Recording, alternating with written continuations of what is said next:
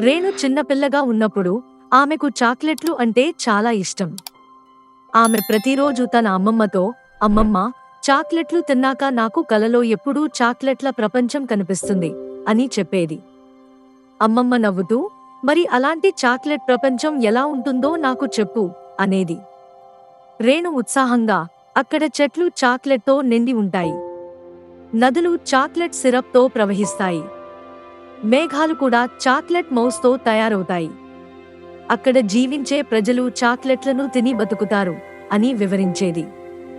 ఒకరోజు రేణు 10 ఏళ్ల పుట్టిన రోజు సందర్భంగా అమ్మమ్మ ఆమెకు ఒక ప్రత్యేక బహుమతిని ఇచ్చింది. ఒక పాత, మెరుస్తున్న చిన్న పెట్టె. "ఇది మా కుటుంబంలో తరతరాలుగా ఉన్న మాయా పెట్టె" అమ్మమ్మ చెప్పింది. "దీనిని తెరిచేటప్పుడు నువ్వు ఏది కోరుకుంటే అది నెరవేరుతుంది, కానీ నువ్వు చాలా జాగ్రత్తగా ఉండాలి. ఒక్కసారి మాత్రమే దీన్ని ఉపయోగించవచ్చు." రేణు ఆ పెట్టెను అందుకుని దానిని తన గదికి తీసుకెళ్ళింది. ఆమె పెట్టెను నెమ్మదిగా తెరిచింది. ఒక్కసారిగా పెట్టె నుండి బంగారు కాంతి వెలువడింది. నేను చాక్లెట్ ప్రపంచాన్ని చూడాలనుకుంటున్నాను" ఆమె చెప్పింది. పెట్టె నుండి వచ్చిన కాంతి మరింత ప్రకాశవంతమై రేణు చుట్టూ సుడిగాలిలా తిరిగింది. ఆమె కళ్ళు మూసుకుంది, మరి తెరిచేసరికి తాను పూర్తిగా భిన్నమైన ప్రపంచంలో ఉన్నట్లు గమనించింది. రేణు చుట్టూ చూసినప్పుడు తన కలల ప్రపంచంలో ఉన్నట్లు గుర్తించింది. మైదానాలు పాలు చాక్లెట్ పూసిన గడ్డితో నిండి ఉన్నాయి. దూరంగా కొండలు డార్క్ చాక్లెట్తో నిర్మించబడ్డాయి, వాటిపై తెల్లని చక్కెర మంచు ఉంది. చెట్లు ఆశ్చర్యకరంగా రంగురంగుల చాక్లెట్ ఆకులతో నిండి ఉన్నాయి. "వావ్!" రేణు ఆశ్చర్యంతో అరిచింది. ఆమె వేలితో భూమిని తాకి చూస్తే అది నిజంగానే చాక్లెట్తో చేయబడిందని నిర్ధారించుకుంది. ఆమె ఒక చిన్న ముక్క తీసుకుని రుచి చూసింది. "ఓహ్, నిజంగానే చాలా రుచిగా ఉంది. అది తినకు" అని ఒక చిన్న గొంతు వినిపించింది. రేణు చుట్టూ చూసింది. ఒక చిన్న బాలుడు ఆమె వైపు పరిగెత్తుకుంటూ వచ్చాడు. అతను మొత్తం చక్కెర పేస్ట్రీతో తయారు చేసిన దుస్తులు ధరించి ఉన్నాడు. అతని టోపీ ఒక వాఫెల్ కప్.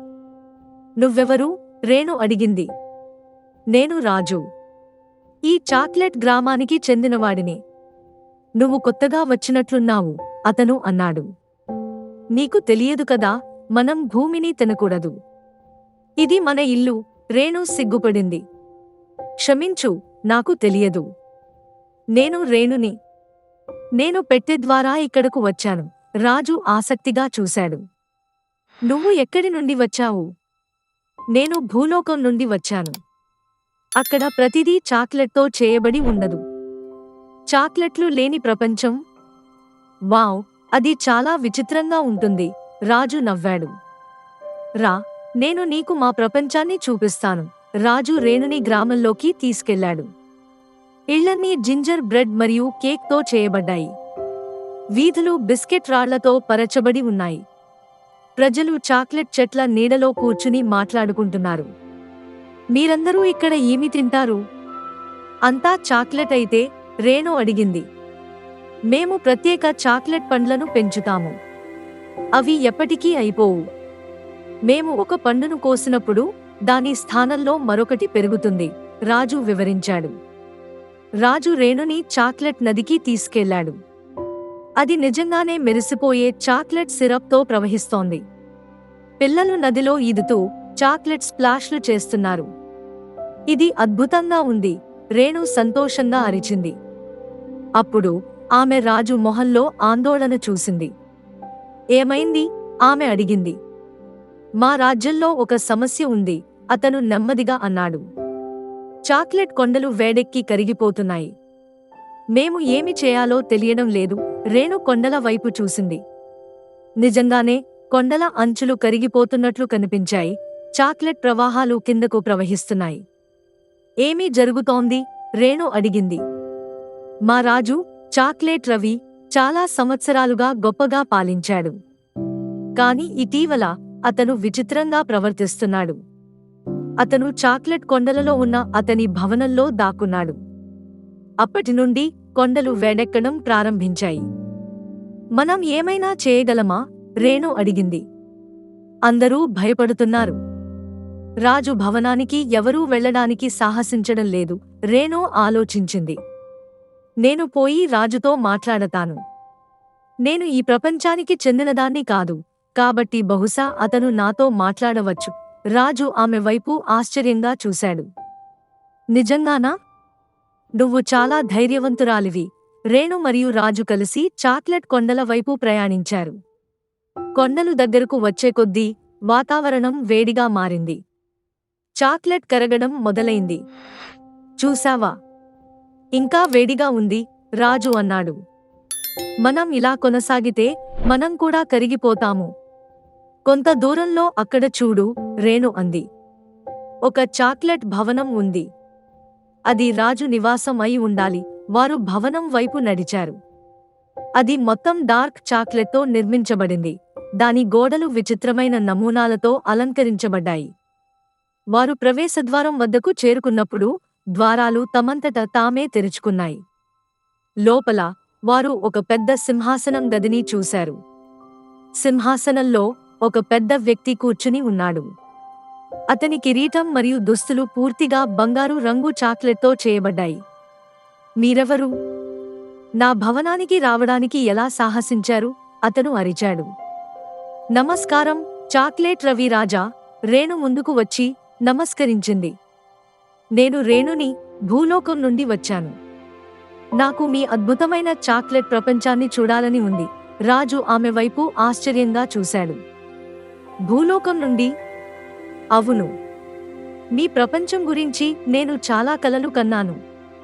కాని ఇప్పుడు మీ చాక్లెట్ కొండలు కరిగిపోతున్నాయి. ఏమి జరుగుతోంది? రాజు దిగులుగా నిట్టూర్చాడు. అది నా తప్పు, అతను ఒప్పుకున్నాడు. నాకు చాక్లెట్లు అంటే విసుగు వచ్చింది. విసుగా? రేణు మరియు రాజు ఇద్దరూ ఆశ్చర్యపోయారు. అవును, రాజు అన్నాడు. నేను అనంతకాలంగా చాక్లెట్లు తింటున్నాను. నేను మరొక రుచిని కోరుకుంటున్నాను, ఉప్పు. కానీ మా ప్రపంచంలో ఉప్పు లేదు. అందుకే నేను నా మాయా శక్తులను ఉపయోగించి కొండలను వేడి చేశాను. తద్వారా చాక్లెట్ కరిగిపోతుంది మరియు నేను కొత్త రుచులతో ప్రయోగాలు చేయవచ్చు. రేణు ఒక నిమిషం ఆలోచించింది. ఆమె తన జేబులో చేయి పెట్టి ఒక చిన్న ప్యాకెట్ను బయటకు తీసింది. నా సోదరి నాకు ఈ ఉప్పు చిప్స్లను ఇచ్చింది, ఆమె అంది. మీరు వాటిని రుచి చూడాలనుకుంటున్నారా? రాజు ఉత్సాహంగా చిప్స్ను అందుకున్నాడు. అతను వాటిని ఒకటి రుచి చూసి అతని కళ్ళు ఆశ్చర్యంతో పెద్దవయ్యాయి. ఇది అద్భుతం. నేను ఎప్పుడూ ఇలాంటిది రుచి చూడలేదు. నా ప్రపంచంలో మాకు అన్ని రకాల రుచులు ఉన్నాయి, తీపి, ఉప్పు, పులుపు, కారం. రేణు వివరించింది. నేను మీకు కొన్ని తీసుకురాగలను.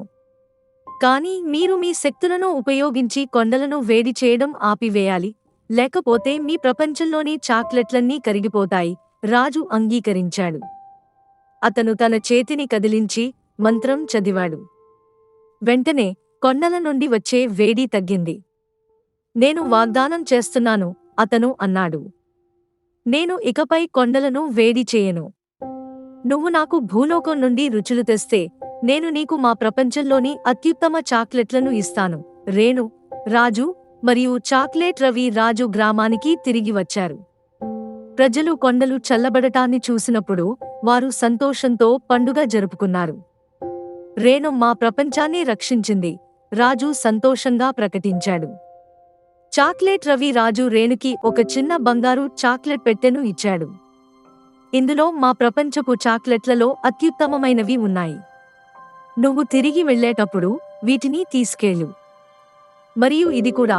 చాక్లెట్ రవి రాజు ఒక చిన్న చాక్లెట్ విత్తనాన్ని ఆమెకు అందించాడు. దీన్ని నీ ప్రపంచంలో నాటితే ఇది ఒక చిన్న చాక్లెట్ చెట్టుగా పెరుగుతుంది. దాని నుండి నువ్వు ఎప్పటికీ చాక్లెట్లు తినవచ్చు. రేణు బహుమతులకు కృతజ్ఞత తెలిపింది. ఆమె రాజుని, చాక్లెట్ రవి రాజును మరియు గ్రామంలోని ప్రజలందరినీ కౌగలించుకుంది. నేను తిరిగి వెళ్ళాలి, ఆమె చెప్పింది. నా అమ్మమ్మ ఆందోళన చెందుతారు. రాజు ఆమెకు దారి చూపించాడు. పెట్టె ఇంకా నీ గదిలోనే ఉంది. దాని దగ్గరకు వెళ్ళి భూలోకానికి తిరిగి వెళ్ళాలని అనుకో. రేణు చివరిసారిగా చాక్లెట్ ప్రపంచాన్ని చూసుకుంది. ఆమె పెట్టె దగ్గరకు వెళ్ళి కళ్ళు మూసుకుని నేను ఇంటికి వెళ్ళాలనుకుంటున్నాను అని చెప్పింది. రేణు కళ్ళు తెరిచినప్పుడు ఆమె తన గదిలో మళ్ళీ ఉంది. పెట్టె ఇప్పుడు మామూలుగా ఉంది. దాని నుండి బంగారు కాంతి పోయింది. చాక్లెట్ ప్రపంచానికి వెళ్లడం కేవలం కల అయి ఉంటుంది, ఆమె నిట్టూర్చింది. కాని ఆమె ప్రక్క చూసినప్పుడు ఆమె ఒక బంగారు చాక్లెట్ పెట్టెను మరియు ఒక చిన్న చాక్లెట్ విత్తనాన్ని చూసింది. అది నిజమేనా? ఆమె అమ్మమ్మ గదిలోకి వచ్చింది. నువ్వు తిరిగొచ్చావా? నీకు ఎలా అనిపించింది? అమ్మమ్మ, మీరు ఆ పెట్టె గురించి ఎలా తెలుసు? రేణు అడిగింది. అమ్మమ్మ నవ్వింది. నేను కూడా ఒకసారి అక్కడికి వెళ్ళాను, నీలాగే. ప్రతి పిల్లవాడికి ఒక మాయా ప్రపంచాన్ని సందర్శించే అవకాశం ఉంటుంది. నేను చాక్లెట్ రవి రాజుని కలిశాను. రేణు ఆశ్చర్యపోయింది. అవును. మరియు నేను చాక్లెట్ విత్తనాన్ని తెచ్చాను. మంచిది, దాన్ని తోటలో నాటుదాం. నువ్వు పెరిగే కొద్దీ అది కూడా పెరుగుతుంది, అమ్మమ్మ చెప్పింది. రేణు మరియు ఆమె అమ్మమ్మ తోటలో చాక్లెట్ విత్తనాన్ని నాటారు. సంవత్సరాల తర్వాత అది ఒక అందమైన చెట్టుగా పెరిగింది, దాని కొమ్మలలో రుచికరమైన చాక్లెట్లతో. రేణు ఆ చెట్టు క్రింద కూర్చుని గోడమీద వేలాడుతున్న బంగారు చాక్లెట్ పెట్టెను చూసి చాక్లెట్ ప్రపంచంలో తన సాహసాలను ఎప్పటికీ గుర్తుంచుకుంది. ఆమె తన కోరికలు జాగ్రత్తగా కోరుకోవాలని మరియు ఎప్పుడూ స్నేహితులకు సహాయం చేయడానికి సిద్ధంగా ఉండాలని నేర్చుకుంది. ఈ కథ మీకు నచ్చితే లైక్ చేయండి, షేర్ చేయండి మరియు కామెంట్. మన ఛానల్ను సబ్స్క్రైబ్ చేయండి. మరిన్ని తెలుగు కథల కోసం మన ఛానల్ను ఫాలో అవ్వండి. Thank you so much.